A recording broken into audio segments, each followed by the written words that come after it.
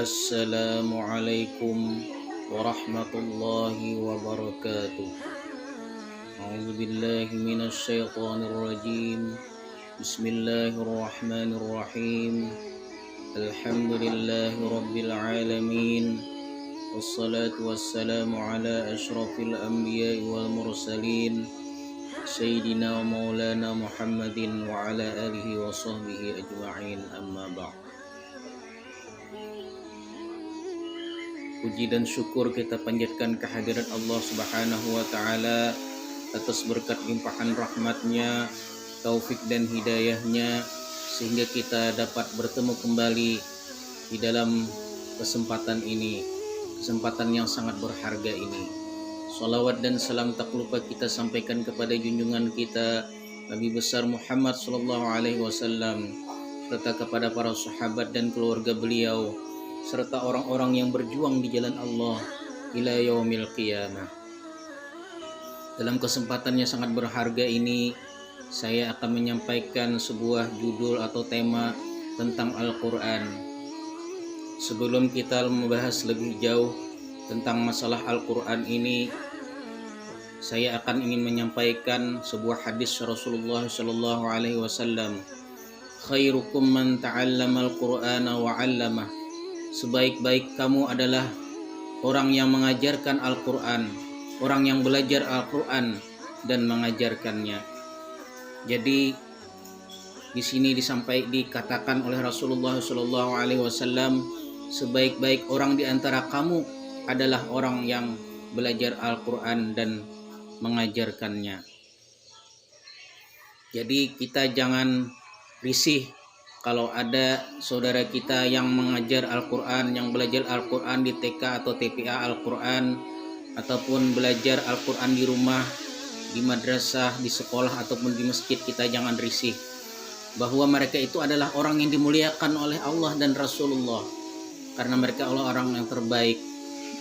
Di dalam hadis ini Rasulullah tidak mengatakan bahwa yang terbaik itu adalah pejabat, pegawai, pengusaha, tetapi yang terbaik itu adalah orang yang belajar Al-Quran dan mau mengajarkannya. Jadi mulia sekali mereka yang menjadi guru Al-Quran di taman TK TPA Al-Quran dan di sekolah dan madrasah itu, ataupun di rumah. Mereka mulia sekali karena disebutkan di dalam hadis Rasulullah ini, khairukum man ta'allama al-Qur'ana wa 'allamah. Para pemirsa sekalian, marilah kita mengenal Al-Quran.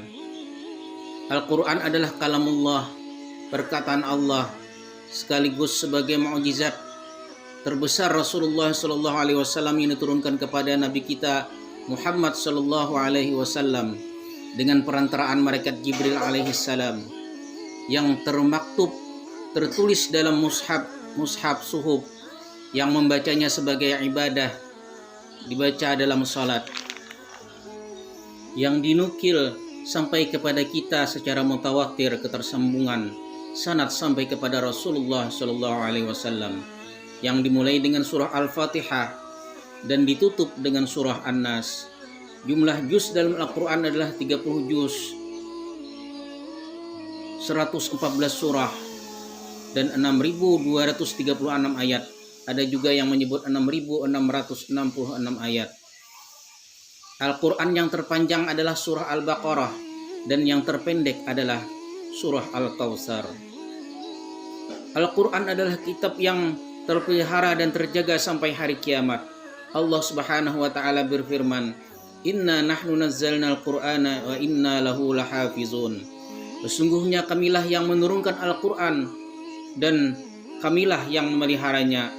Surah Al-Hijr ayat 9. Jadi di dalam ayat ini Allah beliau tidak sendiri memelihara Al-Quran, menjaga Al-Quran, tetapi juga melibatkan para malaikat, para manusia dan makhluknya yang ada di atas dunia ini. Jadi sangat mulia sekali orang yang membaca Al-Quran dan menghafalkan Al-Quran. Para pemirsa sekalian yang dirahmati Allah, kadang-kadang kita mendengar bahwa pola pikir atau mindset kita mengatakan bahwa menghafal dan membaca Al-Quran itu sulit. Ini adalah mindset yang salah. Harus kita buang jauh-jauh pola pikir seperti ini. Karena kalau kita beranggapan bahwa menghafal dan membaca Al-Quran itu sulit, kita tidak akan pernah menghafal dan membaca Al-Quran itu. Mindset yang benar adalah jika Anda jujur dalam azam dan tekad Anda untuk belajar dan menghafal Al-Quran, berapapun usia Anda, maka Allah juga akan jujur dan mewujudkan impian Anda. Untuk itulah janji Allah, dan itulah janji Allah bahwa kita akan mampu membaca dan menghafal Al-Quran asal kita punya mindset yang benar dalam belajar Al-Quran. Para pemirsa yang dirahmati Allah, mungkin kita pernah mendengar kisah Ummu Toha, seorang wanita berkebangsaan Yordania yang berumur 70 tahun. Beliau berasal dari Palestina dan hijrah ke Yordania dan berprofesi sebagai tukang jahit.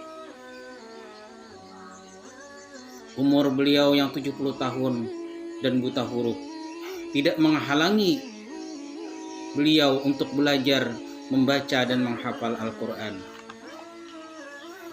Para pemirsa sekalian yang dimuliakan Allah, suatu hari setelah beliau selesai dari pekerjaan menjahitnya, lalu beliau berpikir dan merenung, saya berumur 70 tahun, tidak bisa membaca dan menulis huruf Al-Quran. Jika Allah memanggilku, lalu apa jawabanku di hadapan Allah? Nanti jika Allah bertanya, aku telah memberimu umur 70 tahun, lalu apa yang kamu kerjakan, kamu perbuat dengan ketika selama ini, wahai Ummu Toha? Akhirnya timbul semangat dan motivasi beliau untuk mulai belajar Al-Quran. Semangat dan tekad jujur dan kuat yang beliau miliki mampu menjadi motivasi untuk beliau belajar Al-Quran. Lalu beliau belajar Al-Quran kepada salah seorang ustazah di Taman Pendidikan Al-Quran yang ada di komplek perumahannya. Para pemirsa sekalian yang dirahmati Allah, biasanya dalam masyarakat kita umur 70 tahun gengsi untuk sekedar mau belajar Al-Quran. Mereka lebih suka menyembunyikan ketidaktahuannya dalam membaca Al-Quran daripada ketahuan baru belajar membaca. Satu atau dua alasannya: malu ketahuan cucu lagi yang sudah pintar membaca Al-Quran. Tapi Ummu Toha tidak gengsi dan tidak malu. Beliau sendiri datang dan mendaftarkan diri di TKA beliau, peserta yang paling tua. Setiap hari ketika selesai bekerja, Ummu Toha selalu belajar Al-Quran dengan semangat dan tekad yang kuat. Beliau pun meminta kepada ustazahnya untuk mengajarnya dan mengenal huruf Al-Quran. Beliau pun bersemangat belajar, bahkan beberapa minggu, berbulan-bulan, dan sampai setahun beliau baru bisa membaca Al-Quran. Dan akhirnya beliau bisa menghafal Al-Quran dengan tekun. Berkat beliau dengan tekun belajar Al-Quran tanpa malu, akhirnya beliau bisa menghafal Al-Quran walaupun umur beliau 70 tahun. Jadi kepada ibu-ibu yang sudah umurnya di atas 40 tahun, itu masih kalah dengan Ummu Toha yang sudah 70 tahun. Jangan kita malu untuk belajar Al-Quran, karena Allah Subhanahu wa Ta'ala telah mengatakan bahwa Al-Quran itu mudah dan tidak sulit bagi yang mau belajar atau membaca Al-Quran dan mengajarkannya. Inilah yang dapat ulun sampaikan sekedar untuk pengetahuan kita di dalam mengenal Al-Quran, di dalam belajar Al-Quran dan mengajarkan Al-Quran. Jangan kita malu, jangan kita gengsi untuk belajar Al-Quran. Marilah kita semangat dalam membaca dan mengajarkan Al-Quran kepada saudara-saudara kita. Dan bagi kita yang belum bisa membaca Al-Quran, marilah kita sadar seperti kisah Ummu Toha tadi. Beliau sudah umur 70 tahun tidak malu untuk belajar Al-Quran, karena beliau sadar bahwa nanti apabila sudah dipanggil oleh Allah Subhanahu wa Ta'ala, apa jawabannya? Diberikan umur sudah 70 tahun, pernahkah belajar Al-Quran? Nah, disitulah titik kesadaran kita untuk belajar dan membaca Al-Quran kembali, karena itulah kitab yang mulia, kitab yang diturunkan Allah Subhanahu wa Ta'ala kepada Nabi Muhammad SAW dan disampaikan kepada umatnya untuk menyelamatkan kita di dunia wal akhirah. Akhirnya ulun sampaikan mohon ampun dan maaf jika terdapat kesalahan dan kejanggalan, karena ulun ini masih belajar. Jadi ibaratkan pohon itu masih hijau, jadi banyak terdapat kesalahan dan kejanggalan apa yang ulun sampaikan ini. Ulun sekali mohon ampun dan maaf. Wabillahi taufiq wal hidayah. Wassalamualaikum warahmatullahi wabarakatuh.